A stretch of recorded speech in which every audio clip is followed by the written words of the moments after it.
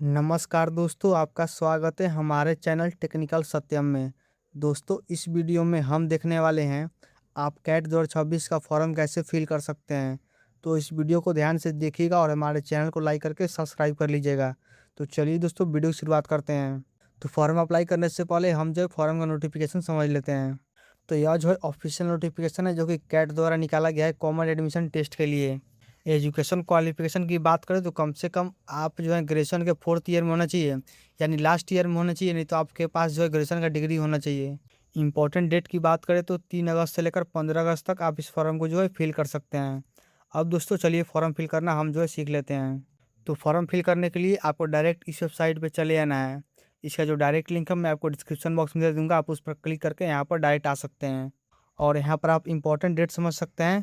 3 अगस्त से लेकर 15 सितंबर तक आप इस फॉर्म को फिल कर सकते हैं। आपका जो एडमिट कार्ड आएगा 4 नवंबर को आएगा और जो आपका एग्ज़ाम है 29 नवंबर को होगा। अब दोस्तों अप्लाई करने के लिए सिंपली आपको यहाँ पर एक ऑप्शन दिख रहा होगा न्यू कैंडिडेट रजिस्ट्रेशन का। सिंपली आप इस न्यू कैंडिडेट रजिस्ट्रेशन पर क्लिक कर दीजिए। क्लिक करते ही आपके सामने जो है नया पेज खुल जाएगा फॉर्म का, जिसमें सबसे पहले यहाँ पर आपसे नाम पूछ रहा है, नेम ऑफ कैंडिडेट। तो यहाँ पर अपना जो नाम है इंग्लिश में आपको लिख देना है। फिर यहाँ पर आपसे डेट ऑफ बर्थ पूछ रहा है, तो इस पर क्लिक करके अपना डेट ऑफ बर्थ आप जो सेलेक्ट कर लीजिए। फिर यहाँ पर ईमेल आईडी आपसे पूछ रहा है, तो यहाँ पर अपना ईमेल आईडी आप लिख दीजिए। फिर उसी ईमेल आईडी को यहाँ पर आप दोबारा फिल कर दीजिए। फिर कंट्री पे क्लिक करके इंडिया सेलेक्ट कर लीजिए और उसके बाद यहाँ पर मोबाइल नंबर आप डाल दीजिए। फिर उसी मोबाइल नंबर को यहाँ पर आप दोबारा डाल दीजिए और फिर उसके बाद जेनरेट ओटीपी पर क्लिक कर दीजिए। जेनरेट ओटीपी पर क्लिक करते ही आपके सामने कुछ इस तरह का कैप्चा खुल जाएगा। सिंपली इस कैप्चा को यहाँ पर जो है फिल कर दीजिए और उसके बाद आप जो है सबमिट पर क्लिक कर दीजिए। सबमिट पर क्लिक करते ही आपका नंबर और ईमेल आईडी दोनों पर ओटीपी चला जाएगा। तो नंबर वाला ओटीपी यहाँ पर लिखकर वैलिडेट कर दीजिए और उसके बाद ईमेल वाला ओटीपी यहाँ पर लिखकर आप जो है वैलिडेट ओटीपी पर क्लिक कर दीजिए। क्लिक करते ही आपका नंबर और ईमेल आईडी दोनों वेरीफाई हो जाएगा। अब दोस्तों आपको थोड़ा सा जो है स्क्रॉल डाउन कर लेना है, जिसके बाद यहाँ पर आपको एक डिक्लेरेशन दिख रहा होगा। सिंपली आप इस टिक बॉक्स पे क्लिक कर दीजिए।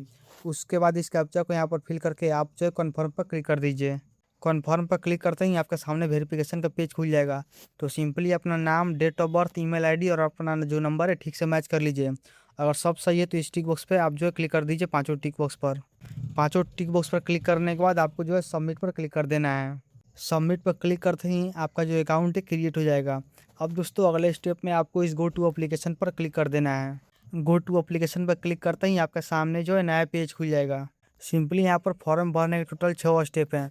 पहला पर्सनल डिटेल्स, दूसरा एकेडमिक, तीसरा वर्क एक्सपीरियंस, चौथा प्रोग्राम, पांचवा टेस्ट सिटी और छठा डिक्लेरेशन। तो सिंपली अब जो है हम थोड़ा सा स्क्रॉल डाउन कर लेते हैं, जिसके बाद यहाँ पर कैंडिडेट का नाम आपका पूरा लिखा होगा। उसके बाद यहाँ पर दोबारा आपसे candidate first name, middle name पूछ रहा है और लास्ट नेम पूछ रहा है। तो यहाँ पर आपको ध्यान से समझ लेना है। मान लीजिए आपका नाम राहुल कुमार शर्मा है, तो कैंडिडेट फर्स्ट नेम में राहुल लिख दीजिए, मिडिल नेम में कुमार लिख दीजिए और लास्ट नेम में शर्मा लिख दीजिए। कुछ इस प्रकार से अपना जो नाम है आपको लिख देना है। उसके बाद अगले स्टेप में यहाँ पर आपसे पिताजी का नाम पूछ रहा है, तो यहाँ पर अपने पिताजी का नाम इंग्लिश में लिख दीजिए। फिर यहाँ पर माताजी का नाम अपना इंग्लिश में लिख दीजिए। उसके बाद यहाँ पर आपसे पूछ रहा है स्पाउज नेम, तो अगर आपका शादी हो चुका है तो आप अपने पति या पत्नी का जो नाम है यहाँ पर लिख दीजिए। उसके बाद अगले स्टेप में अदर डिटेल्स पूछ रहा है, जिसमें यहाँ पर आपका डेट ऑफ बर्थ पहले से लिखा रहेगा। फिर यहाँ पर जेंडर पर क्लिक करके अपना जेंडर सेलेक्ट कर लीजिए। नेशनलिटी पर क्लिक करके इंडिया सेलेक्ट कर लीजिए और कैटेगरी पर क्लिक करके अपने जो कास्ट कैटेगरी है आपको बता देना है। जैसे कि आप जनरल के अंदर आते हैं, ईडब्ल्यूएस के अंदर आते हैं, एनसीएल ओबीसी के अंदर आते हैं, एससी एसटी के अंदर आते हैं, आपको यहाँ पर जो है बता देना है। उसके बाद अगले स्टेप में आपसे पूछ रहा है कि आप दिव्यांग हैं, तो अगर आप दिव्यांग हैं तो इस पर क्लिक कर दीजिए, अगर नहीं है तो नो पर क्लिक कर दीजिए।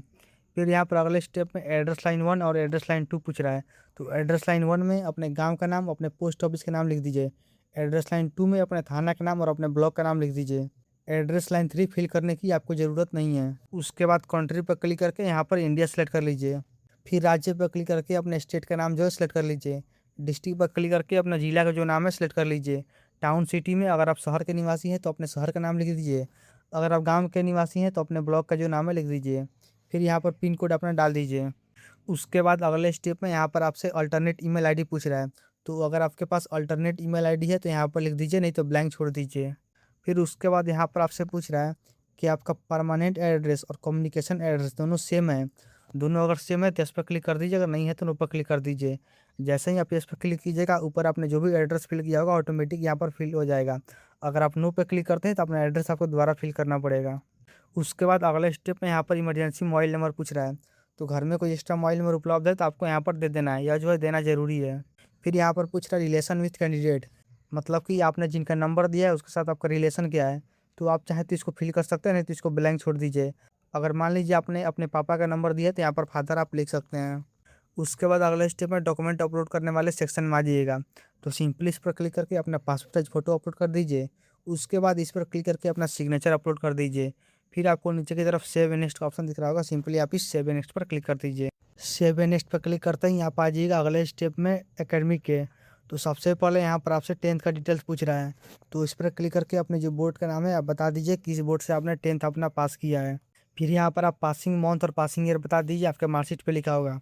फिर अगले स्टेप में यहाँ पर आपसे मैक्सिमम मार्क्स पूछ रहा है, मतलब कि कितने नंबर का आपका एग्ज़ाम जो है हुआ था। तो जितना भी नंबर का आपका बोर्ड का एग्ज़ाम हुआ था उसको यहाँ पर फिल कर दीजिए। मान लीजिए 500 नंबर का एग्ज़ाम हुआ था तो 500 नंबर यहाँ पर लिख दीजिए। फिर यहाँ पर टोटल मार्क बता दीजिए कितने नंबर आपका एग्ज़ाम में आया था। तो मान लीजिए 500 में 480 नंबर आता है तो यहाँ पर 480 आप लिख दीजिए। उसके बाद यहाँ पर परसेंटेज आपको बता देना है। फिर अगले स्टेप में आपको यहाँ पर 12th का डिटेल्स पूछ रहा है, तो यहाँ पर 12th में बता दीजिए कितने नंबर का एग्ज़ाम हुआ था, फिर कितना नंबर आया था उसको यहाँ पर बता दीजिए। और फिर परसेंटेज पर क्लिक करके अपना परसेंटेज जो है यहाँ पर आप लिख दीजिए। उसके बाद अगले स्टेप में आपसे पूछ रहा है ग्रेजुएशन का डिग्री। तो सबसे पहले पूछ रहा है कि आप बैचलर के फाइनल ईयर में हैं। अगर फाइनल ईयर में है तो इस पर क्लिक कर दीजिए, अगर नहीं है तो नो पर क्लिक कर दीजिए। उसके बाद अगले स्टेप में आपसे पूछ रहा है कि आपने अपना बैचलर कंप्लीट कर लिया है। अगर कर लिया है तो इस पर आप जो है क्लिक कर दीजिए। अगर आप इस पर क्लिक करते हैं तो आपको जो डिटेल्स है फिल करना पड़ेगा। तो सिंपली अपना जो डिटेल्स है यहाँ पर फिल कर दीजिए, आपने जो है कब पास किया है, यूनिवर्सिटी का नाम क्या था, स्टेट क्या था, इंस्टीट्यूट का नाम क्या था, कॉलेज का नाम क्या था, डिग्री का नाम क्या था, सभी चीज़ आपको यहाँ पर बता देनी है। पासिंग ईयर भी आपको बता देना है। कमेंसमेंट का मतलब आपने कब एडमिशन लिया था, और यहाँ पर पासिंग ईयर आपको बता देना है। स्ट्रीम पर क्लिक करके अपना स्ट्रीम भी आपको सेलेक्ट कर लेना है। उसके बाद अगले स्टेप में आपसे पूछ रहा है डू यू हैव और you are undergoing dual 5 year integrated course, कि आप 5 ईयर इंटीग्रेटेड कोई कोर्स कर रहे हैं। अगर कर रहे हैं तो इस पर क्लिक कर दीजिए, अगर नहीं कर रहे हैं तो नो पर क्लिक कर दीजिए। उसके बाद अगले स्टेप में आपको स्टिक उस पर क्लिक कर देना है। और फिर यहाँ पर आपसे पूछ रहा है कि आपके पास मास्टर का डिग्री है। अगर मास्टर का डिग्री है तो इस पर क्लिक कर दीजिए, अगर नहीं है तो आप जो है नो पर क्लिक कर दीजिए। फिर यहाँ पर आपसे पूछ रहा है are you fellow of the Institute of Actuaries of India, कि आप Institute of Actuaries of India में फेलोशिप करते हैं। अगर करते हैं तो इस पर क्लिक कर दीजिए, अगर नहीं करते हैं तो नो पर क्लिक कर दीजिए। उसके बाद यहाँ पर आपसे पूछ रहा है कि आपके पास CA में, CS में, ICIWA में कोई प्रोफेशनल डिग्री है। अगर है तो इस पर क्लिक कर दीजिए, अगर नहीं है तो नो पर क्लिक कर दीजिए। और उसके बाद आप जो है सेव एंड नेक्स्ट पर क्लिक कर दीजिए। सेव एंड नेक्स्ट पर क्लिक करते ही आप आ जाइएगा अगले स्टेप में वर्क एक्सपीरियंस के। तो सिंपली आपको इसमें थोड़ा सा जो है स्क्रॉल डाउन कर लेना है, जिसके बाद अगर आपके पास कोई वर्क एक्सपीरियंस है तो आप यहाँ पर जानकारी जो है दे सकते हैं। Simply add a new raw पर क्लिक कर दीजिए, और यहाँ पर अपना जो जानकारी है आप दे दीजिए, कितना जो है आपने जो है अपना एक्सपीरियंस है आपके पास। और उसके बाद आप जो है सेव एंड नेक्स्ट पर क्लिक कर दीजिए। सेव एंड नेक्स्ट पर क्लिक करते ही आप आ जाइए अगले स्टेप में प्रोग्राम वाले, तो यहाँ पर अपने प्रोग्राम को जो डिटेल्स है आपको फिल कर देना है। तो सबसे पहले प्रोग्राम का नेम में यहाँ पर आपको जो है टिक कर देना है। मान लीजिए आप सभी प्रोग्राम के लिए अप्लाई करने वाले हैं तो आप सभी पे टिक कर दीजिए। नहीं तो अपना जो है चुन लीजिए आप किस प्रोग्राम के लिए अप्लाई करने वाले हैं। और फिर उसके बाद यहाँ पर इंटरव्यू टेस्ट सिटी भी आपको बता देना है उस प्रोग्राम के लिए, कहाँ पर आप इंटरव्यू देना चाहते हैं। तो सिंपली इस पर क्लिक करके 2 इंटरव्यू की जगह आपको जो है सिलेक्ट कर लेना है। जहाँ जहाँ भी आप देना चाहते हैं सिंपली आपको खोज कर उस पर जो है टिक कर देना है। जैसे कि मान लीजिए आप IIM लखनऊ में टेक MBA के लिए प्रोग्राम के लिए अप्लाई करना चाहते हैं, तो सिंपली इस पर क्लिक कर दीजिए और यहाँ पर 2 प्रीफरेंस दे दीजिए आप सिटी में जहाँ पर आप इंटरव्यू देना चाहते हैं। और फिर उसके बाद सबसे नीचे आकर सेव नेक्स्ट पर आप जो है क्लिक कर दीजिए। सेव नेक्स्ट पर क्लिक करते ही आप आ जाइएगा अगले स्टेप में टेस्ट सिटी के। यहाँ पर अपना टेस्ट सिटी आपको बता देना है, मतलब कि आप अपना एग्ज़ाम कहाँ पर देना चाहते हैं। तो यहाँ पर क्लिक करके सबसे पहले अपने राज्य का नाम आपको सेलेक्ट कर लेना है। फिर उस राज्य में जो भी सेंटर है आपको यहाँ पर खोज कर क्लिक कर देना है। तो लाइन बाय लाइन 5 आपको जो है सेंटर यहाँ पर सेलेक्ट करना है, और उसके बाद सेव एंड नेक्स्ट पर आपको जो है क्लिक कर देना है। सेव एंड नेक्स्ट पर क्लिक करते ही आप आ जाइए अगले स्टेप में डिक्लेरेशन वाले। तो सिंपली यहाँ पर आपको ऊपर से नीचे तक अपना जो डिटेल्स है मैच कर लेना है। और उसके बाद थोड़ा सा स्क्रॉल डाउन करने के बाद यहाँ पर आपको 2 टिक बॉक्स दिख रहे होंगे, दोनों टिक बॉक्स पर आपको जो है क्लिक कर देना है। और फिर उसके बाद इस कैप्चा को यहाँ पर फिल करके आपको जो है प्रीव्यू पर क्लिक करके खाली अपना जो डिटेल्स है पूरा मैच कर लेना है। अगर आपका सारा डिटेल सही है तो आप सिंपली आप इस सबमिट पर क्लिक कर दीजिए। सबमिट पर क्लिक करते ही आपका सामने पेमेंट वाला पेज खुल जाएगा। सिंपली इस पर क्लिक करके अपना जो पेमेंट है आपको कर देना है। पेमेंट करना आप कार्ड से पेमेंट कर सकते हैं, तो सिंपली अपना कार्ड से जो पेमेंट है कर दीजिए डेबिट कार्ड के माध्यम से, क्योंकि अभी जो है केवल यही ऑप्शन खुला हुआ है इस इंस्टीट्यूट के लिए। तो अपना जो पेमेंट है कर सकते हैं, नहीं तो आप यहाँ पर नीचे की तरफ देख सकते हैं UPI का भी ऑप्शन दिया हुआ है, तो यूपीआई पे क्लिक करके अपना यूपीआई का पेमेंट भी आप कर सकते हैं। सिंपली इस क्यूआर कोड पे स्कैन करके अपना पेमेंट कर दीजिएगा।